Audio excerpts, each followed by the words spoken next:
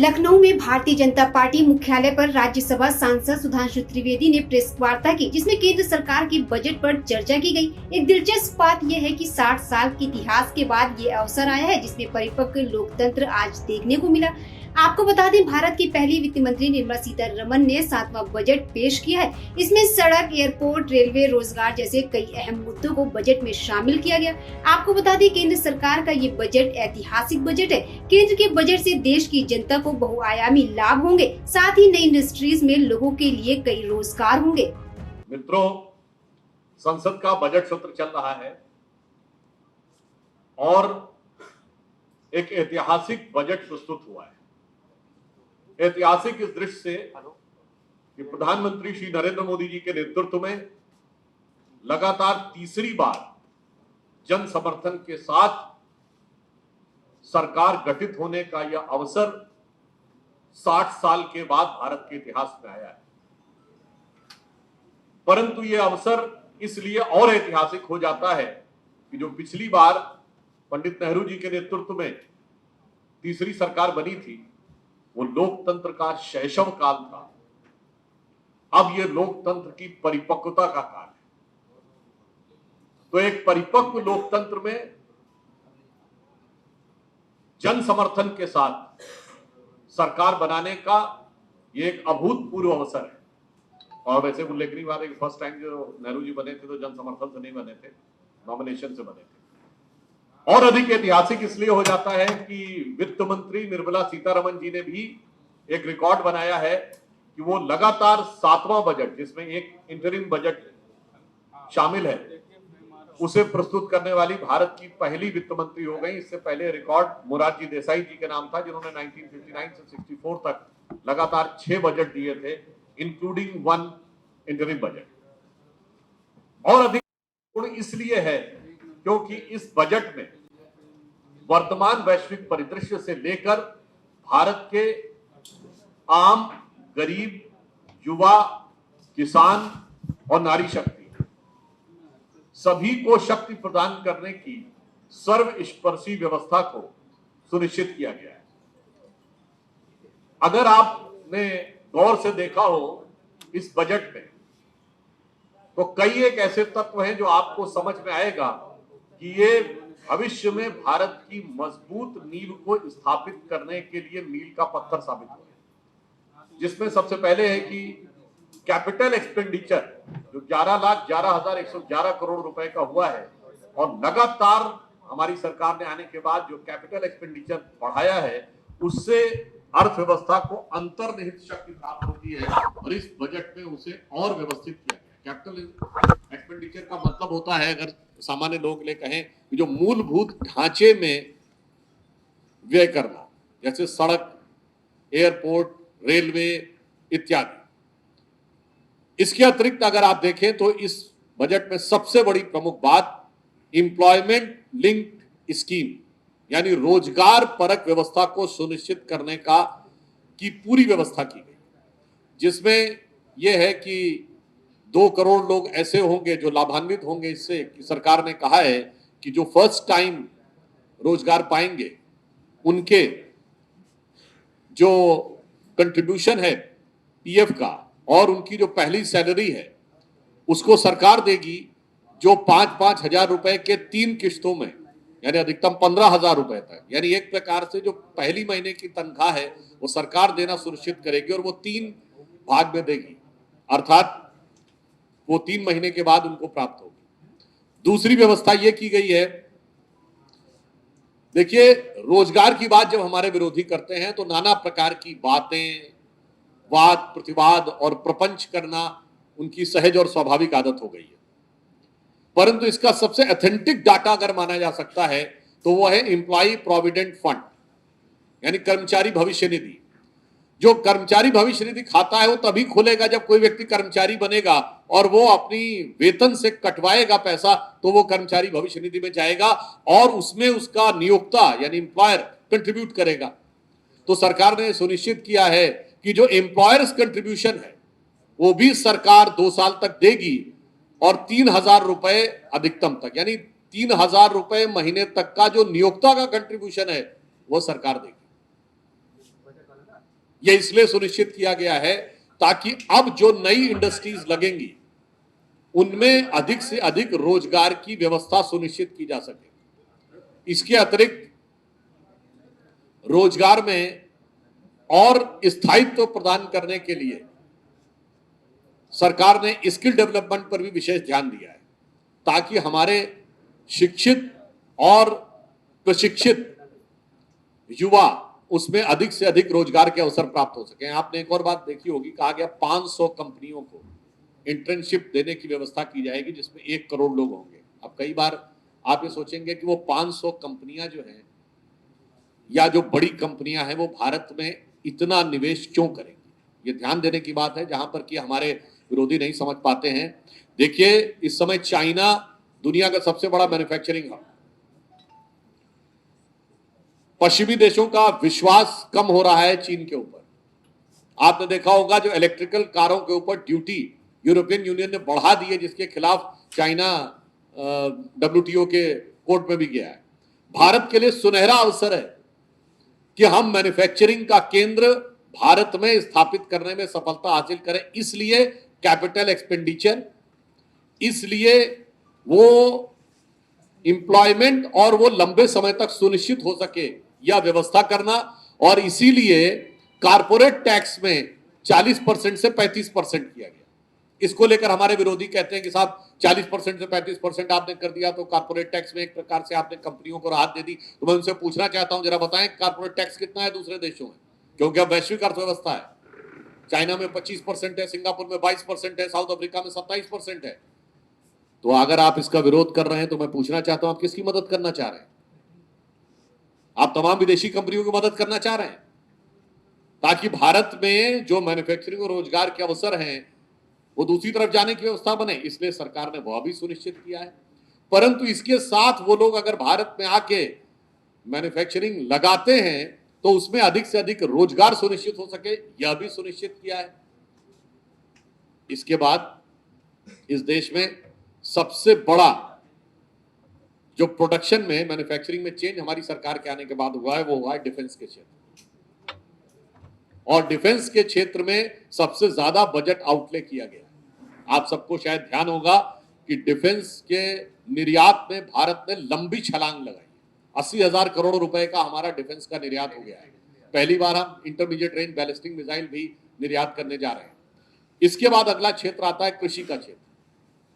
कृषि के क्षेत्र में देखिए व्यवस्थित ढंग से प्रधानमंत्री जी ने जो नीतियां बनाई, जैसे मिलेट्स का वर्ष बनाया गया, आपने देखा होगा कि दलहन में और तिलहन में, ऑयल सीड्स एंड पल्सेस में हमारी सरकार आने से पहले इंपोर्ट पर हमारी डिपेंडेबिलिटी 70% के आसपास थी। अब हम उसे घटाते घटाते 42% के आसपास तक हम अपना प्रोडक्शन करने लगे हैं। उसे घटाकर हम 55-56% के आसपास लाने में सफल हुए हैं।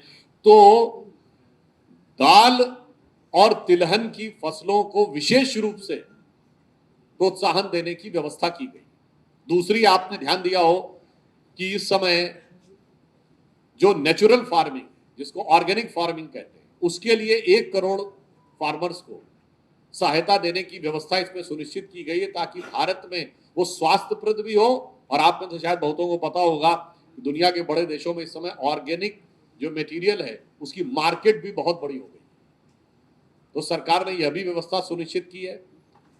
हम सबको पता है कि मल्टी डायमेंशनल पॉवर्टी से भारत में बड़ी संख्या में लोग बाहर आए हैं और अब सिर्फ 1% लोग ऐसे हैं जो एक्सट्रीम पॉवर्टी में रह रहे हैं। इसके बाद अगर आप देखें तो कृषि के क्षेत्र के बाद 3 लाख करोड़ रुपए का प्रावधान महिलाओं की शक्ति के उत्थान से जुड़ी हुई योजनाओं के साथ किया गया। एक और उदाहरण मैं आपको बताना चाहता हूं जिस तरफ किसी का ध्यान नहीं गया होगा, कि जो इंपोर्ट किया जाएगा सामान भारत में मैन्युफैक्चरिंग के लिए, क्योंकि हम भारत को हवाई जहाज और पानी के जहाज की मैन्युफैक्चरिंग और रिपेयरिंग का केंद्र बनाना चाहते हैं, तो सरकार ने उस पर ड्यूटी भी, एक्साइज ड्यूटी भी घटाई है और उनको पहले 6 महीने तक उस पर कोई टैक्स नहीं बढ़ाया जाता था, उसे 1 साल कर दिया। यानी अब वो अगर कोई चीज आयात करेंगे जो निर्यात करने की दृष्टि से मैन्युफैक्चर होनी है तो 1 साल का समय उनके पास रहेगा। ये सुनिश्चित करने के लिए है ताकि भारत मैन्युफैक्चरिंग का एक बड़ा केंद्र बनकर उभर सके। सर्विस सेक्टर में हम ऑलरेडी अच्छा काम कर रहे हैं। सरकार ने उसे आगे बढ़ाने के लिए इस बजट में कई प्रावधान किए हैं। जो हमारी अन्य स्कीमें थी जिसमें गरीबों के लिए अन्य योजना, वो सब यथावत चल रही है, इसमें किसी प्रकार का कोई कंफ्यूजन नहीं है। और इसी के साथ साथ बजट में सरकार ने यह भी सुनिश्चित करने का प्रयास किया है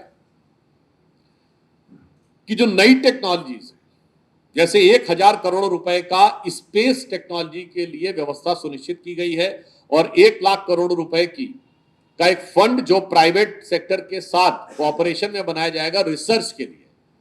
क्योंकि कई बार क्या होने लगता है कि हम बाहर से चीजें आयात कर रहे हैं पर हमारे यहाँ फंडामेंटल रिसर्च नहीं होती है, तो हम टेक्नोलॉजी में पीछे रह जाते हैं। तो उसकी रिसर्च और आने वाले समय में जमीन पे क्या है, इसके साथ साथ ये भी जरूरत होती है कि अंतरिक्ष में आपकी ताकत क्या है। इसके लिए 1000 करोड़ रुपए का स्पेस टेक्नोलॉजी का अलग से व्यवस्था की गई। तो हम ये कहना चाहेंगे, एक और बात, महंगाई की दर अभी भी 5% है जो रिजर्व बैंक के द्वारा निर्धारित सीमा के अंदर है। मैं विनम्रता से और चुनौती से अपने विरोधियों से पूछना चाहता हूं, लंबे समय तक वो शासन में रहे, अपने शासनकाल के कोई 5 साल बता दे जब 5 साल 5% से कम विकास की दर रही। हमें जब सत्ता मिली थी तो मैं कोट करना चाहता हूं, अरुण जेटली जी ने 2014 में जो पहला बजट दिया था उसमें उन्होंने कहा था डबल डिजिट इन्फ्लेशन एंड सब 5% ग्रोथ एक बहुत बड़ा चैलेंज है। यानी 5% से कम की ग्रोथ थी और डबल डिजिट इन्फ्लेशन था, यानी 2.5 अंक में महंगाई की दर थी। और उस समय मैं ध्यान दिलाना चाहता हूं, अगर आप लोगों में से किसी ने वर्ल्ड बैंक की रिपोर्ट पढ़ी हो या IMF की रिपोर्ट पढ़ी हो, स्टैंडर्ड एंड पुअर ने भारत की रेटिंग स्टेबल से निगेटिव कर दी थी। और वही सेम स्टैंडर्ड एंड पुअर आज ये कह रहा है कि भारत बहुत शानदार ढंग से आगे बढ़ रहा है और अगले 24 महीने ने अगले 2 साल भी वो निरंतर आगे बढ़ता रहेगा। वर्ल्ड बैंक के चीफ अजय बंगा ने यह कहा है कि एक लंबे समय के बाद भारत में स्थिरता और विकास सुनिश्चित होता नजर आता है। एक दौर था, उस दौर में जब IMF और वर्ल्ड बैंक के आगे हम प्रैक्टिकली याचक के रूप में खड़े होते थे। और अभी पिछले वर्ष क्रिस्टलिना जॉर्जिएवा जो IMF की चीफ है, उन्होंने कहा है कि भारत दुनिया में 15% ग्रोथ को कंट्रीब्यूट करते हुए ब्राइट स्पॉट बन के उभरेगा। यानी एक दौर था कि हम IMF के आगे याचक थे, अब हम IMF की विकास की गति के संचालक के रूप में उभर के आए हैं। तो यह व्यवस्था इस बजट ने सुनिश्चित की है। इसलिए मैं ये कह सकता हूं कि वो लोग जिनके दौर में अधिकांश समय 1.8 से 2% की ग्रोथ रेट रही, विपक्ष के दौर में लगभग अधिकांश सालों में, एक आध अपवाद स्वरूप छोड़ दे, सदैव विकास की दर नीचे और महंगाई की दर ऊपर रही।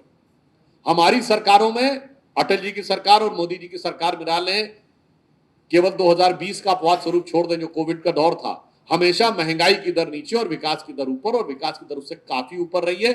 पिछले में हमारी विकास की दर 8% रही, जो टॉप G7 कंट्रीज की मिला के विकास की दर से भी ज्यादा है। इसलिए हम सिर्फ ये कहना चाहेंगे कि हमारे विपक्षी हमसे बजट का हिसाब लेने से पहले कम से कम अपना हिसाब हमें बता दें। और उल्लेखनीय बात यह है कि बजट तो संख्याओं का खेल होता है और यहां संख्या ऐसा दिमाग में चढ़ गई है उन लोगों के कि उनको 99 बड़ा नजर आ रहा है और 2240 छोटा नजर आ रहा है। उनको अपने जमाने के हिसाब नजर नहीं आ रहे हैं और इस ढंग की भाषा का प्रयोग संसद में हो रहा है, वह भी बड़े अपने आप में बड़ा आपत्तिजनक है।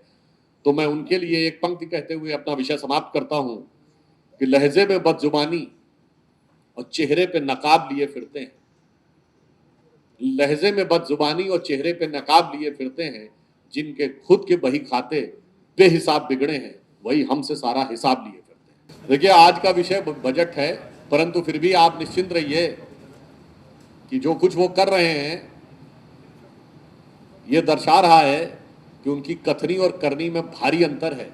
और यही अंतर है कि मोदी जी के नेतृत्व में भारतीय जनता पार्टी और NDA राजनीति में विश्वसनीयता की प्रामाणिकता के प्रतीक हैं और विपक्ष विश्वसनीयता के संकट का प्रतीक। देखिए, मैं पुनः कह रहा हूं, जो भी धन लगाया जाता है, उत्तर प्रदेश में धर्मार्थ मंत्रालय भी है उसके अनुसार लगाया जाता है। जो आपने बजट की बात कही तो मैं ये भी बता देना चाहता हूँ, ये कुर्सी बचाओ बजट नहीं है, ये विपक्ष का खंबा नोचो बजट है।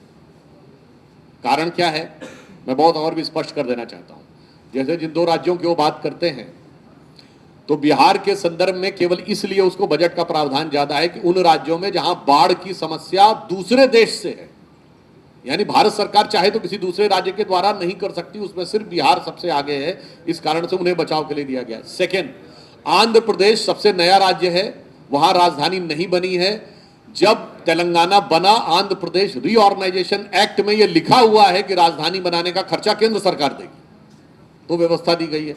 हम उदाहरण देना चाहते हैं, उत्तर प्रदेश में अगर ध्यान दिया जाए तो भारत सरकार ने 2 डिफेंस कॉरिडोर बनाए, एक उत्तर भारत के लिए, एक दक्षिण भारत के लिए।